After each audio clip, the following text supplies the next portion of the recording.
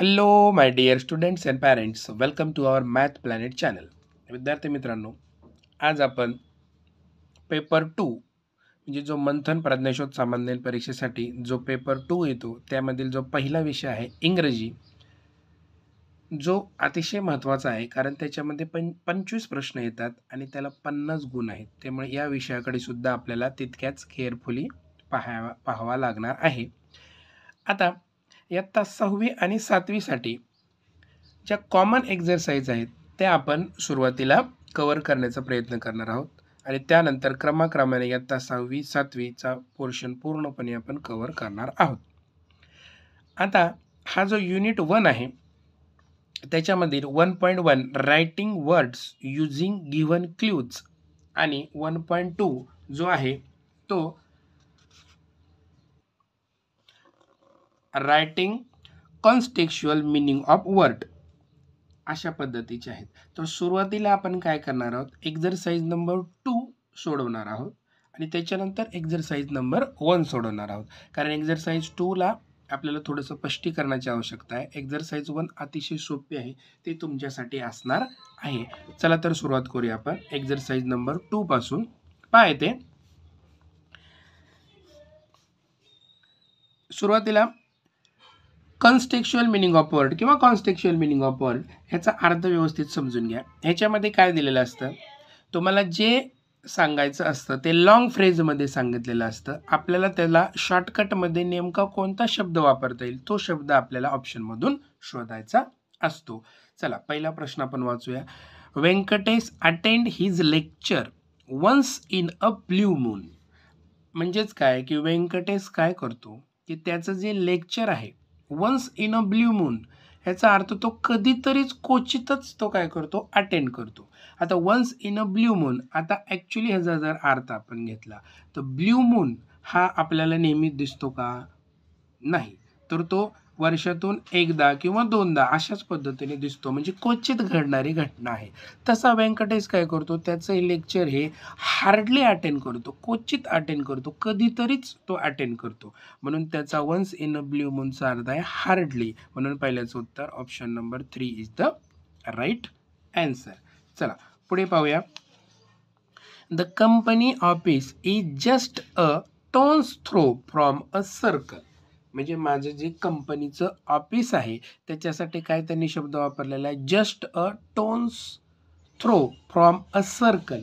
म्हणजे ते इतक्या डिस्टन्सवरती आहे की जस्ट अ टोन्स थ्रो ह्याचा आता ॲक्च्युली अर्थ काय होतो की एकदम हाकेच्या अंतरावर आहे किंवा एकदम आवाजाच्या अंतरावर आहे. म्हणजे माझ्या कंपनीचं ऑफिस माझ्या घरापासून साधारण मी आवाज जरी दिला किंवा साधारण मी एखाद्याला हाक जरी दिली तरी ती तिथपर्यंत पटकन पोहोचेल, इतक्या जवळ आहे. म्हणजे याचा अर्थ काय, शॉर्ट डिस्टन्स. आता तुम्ही याचा असा सुद्धा अर्थ घेऊ शकता की साधारण असा अर्थ तुम्ही घेऊ नका की स्टोन थ्रो म्हणजे दगड फेकणे वगैरे, असा काय अर्थ तुम्ही घेऊ नका. जस्ट हाकेच्या अंतरावर आहे, म्हणजे एकदम शॉर्ट डिस्टन्सवरती आहे. म्हणून त्याचा option number 2 is the right answer. पुढे पहा. I want to learn a bike, but I don't understand the ins and outs of how does the engine work. आता I want to learn a bike म्हणजे मला bike शिकण्याची इच्छा आहे, पण I don't understand the ins and outs of how does the engine work.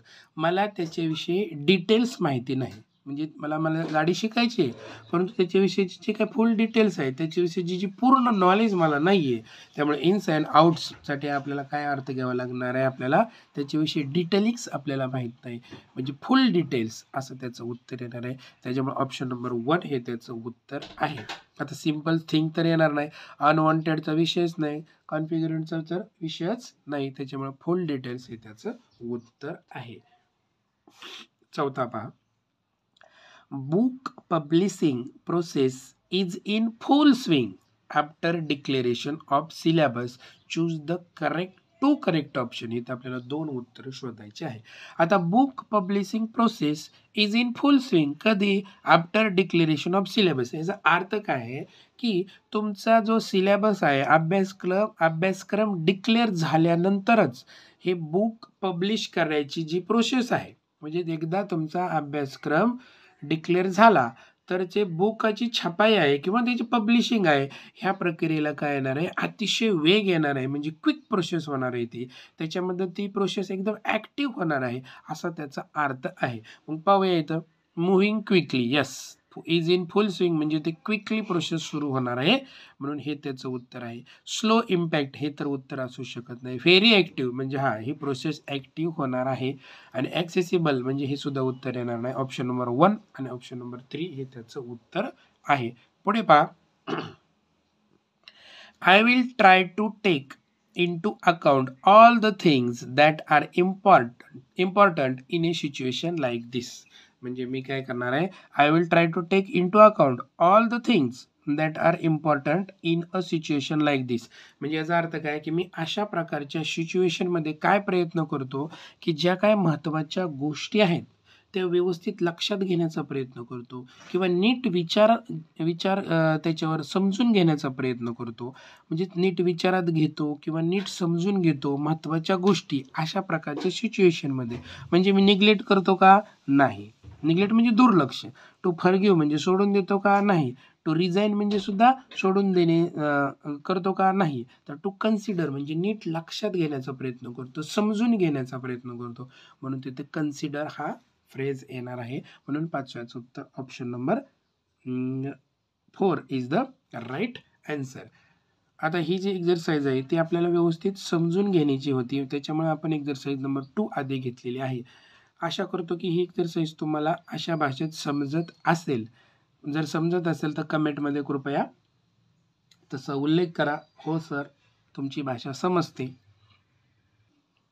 आता ही जी exercise 1 आहे ती आपण सोडवूया. आता ही एक्झरसाइज 1 तो टोटली तुम्ही सोडवायची आहे, कारण अतिशय सोपी आहे. मी फक्त उत्तरापर्यंत येणार आहे आणि त्याचे उत्तर तुम्ही कमेंट बॉक्समध्ये संपूर्ण एक्झरसाइजचे टाकायचे आहे आणि त्याच्यासमोर तुमचं नाव लिहायला विसरू नका. इयत्ता 6वी आणि 7वीच्या दोन्ही विद्यार्थ्यांनी, म्हणजे पुढील व्हिडिओमध्ये आपण कोणकोणत्या मुलांनी ही एक्झरसाइज पूर्ण सोडवली त्याचं नाव आपण घेणार आहोत. पहा इथे, see the pictures and find its name. Question 1 to 4 साठी ही सूचना आहे. हे पिक्चर कशाचं आहे? पिकॉकचं आहे, गूस, इगल और काइट. ह्याच्यापैकी कोणाचं आहे त्याचा ऑप्शन तुम्ही कमेंट बॉक्समध्ये टाकायचा आहे, कारण आपण 6वी आणि 7वीला आहोत, त्याच्यामुळे हे तुमच्यासाठी सोपं आहे. हे चित्र कशाचं आहे? Horse, zebra, donkey, duck. त्याचं उत्तर तुम्ही लिहा. Elephant, kangaroo, hornbill, giraffe. ह्याचं पण तुम्ही उत्तर लिहा. पुढचा प्रश्न पहा. क्वेश्चन नंबर 4 आणि 5 साठी हे इन्स्ट्रक्शन आहे. Choose the word which does not match with given group of words from the given options. म्हणजे याचा अर्थ असा आहे की याच्यामध्ये आपल्याला वेगळा शब्द शोधायचा आहे. पाय तर पेट ॲनिमल्स दिलेले आहेत, म्हणजे पाळीव प्राणी दिलेले आहेत. बफॅलो हा पाळीव असतो का? ऑक्स हा पाळीव असतो का? आणि काऊ हा पेट ॲनिमल असतो का? आणि लायन हा पेट ॲनिमल असतो का? याच्यापैकी पेट ॲनिमल कोणता नाही जो आपण पाळतो? तो नसलेला उत्तर तुम्ही काय करायचं आहे, ऑप्शन, त्याचं उत्तर ऑप्शनमध्ये तुम्ही कमेंट बॉक्समध्ये टाकायचं आहे. खूप सोपं आहे, त्याच्यामध्ये उत्तर काय मी देत नाही. पुढे पहा, रेप्टाईल्स. रेप्टाईल्स म्हणजे सरपटणारे प्राणी, जे जमिनीवर सरपटत चालतात असे प्राणी. कोब्रा म्हणजे हा सापाचा एक प्रकार आहे. अर्थवर्म म्हणजे गांडूळ, हे सुद्धा सरपटत चालतं. ईगल आणि स्नेक. मग तुम्ही काय करायचं, जो सरपटत चालत नाही जमिनीवरून त्याचं उत्तर तुम्ही काय करायचं आहे, कमेंट बॉक्समध्ये पाठवायचं आहे. आशा करतो की आपण जी काय इंग्रजीच्या सिरीजला सुरुवात केलेली आहे ते तुम्हाला पहिली एक्झरसाइज नंबर 2 आणि 1 कशी वाटली हे तुम्ही कमेंट बॉक्समध्ये टाका, कारण तुमच्या कमेंटवरच आपण पुढची एक्झरसाइज बनवणार आहोत. धन्यवाद.